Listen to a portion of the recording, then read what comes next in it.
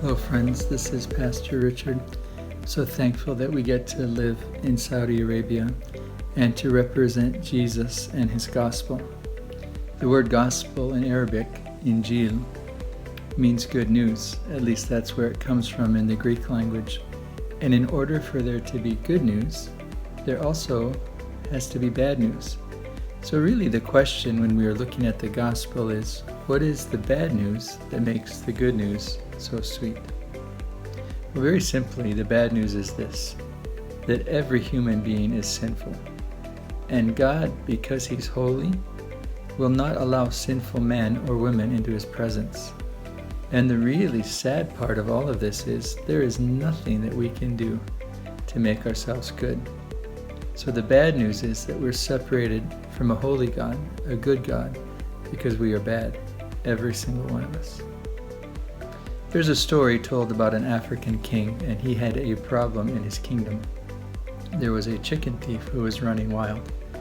And so the king decreed, when we find this chicken thief, to teach him a lesson and to keep order in society, we will beat that chicken thief with a lash.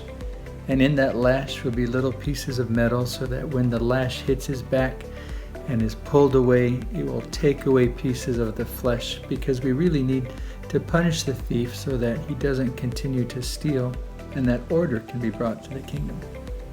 Well, they didn't find the chicken thief.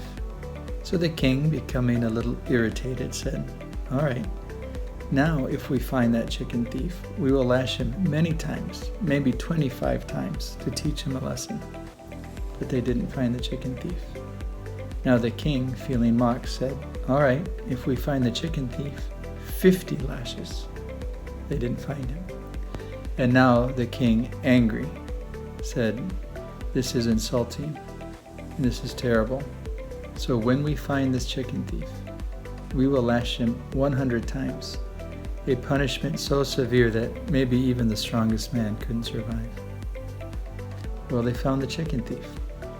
And to the dismay and shock, surprise of all the kingdom, the chicken thief was the king's mother. And all the kingdom was astounded. What would the king do? Can a man really beat his own mother so severely and punish her like that? But he also has to have justice.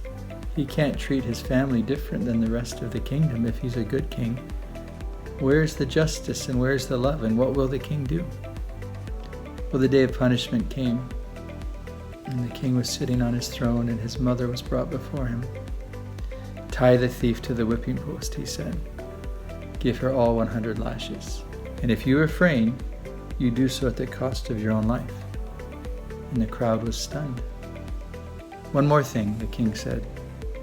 And he stood up and took off his throne, stepped down, walked over to his mother, wrapped his arms around her as she was tied to that whipping post and would not let go, and then said to his own soldiers, "Now, beat the thief."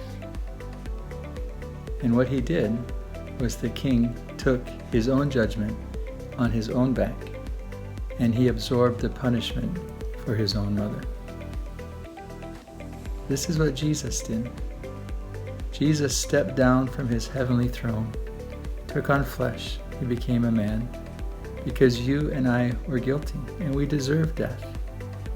And Jesus on the cross stretched out his hands and wrapped them around us, and took the punishment of sin on himself. For you see, this is the gospel, that the love of God saves us from the wrath of God for the joys of God. The bad news is, because of your badness, my badness, our sin, our rebellion, we are under God's wrath, appropriately so, because he's good, he's the king. He needs to keep justice in his kingdom. And we are sentenced to death.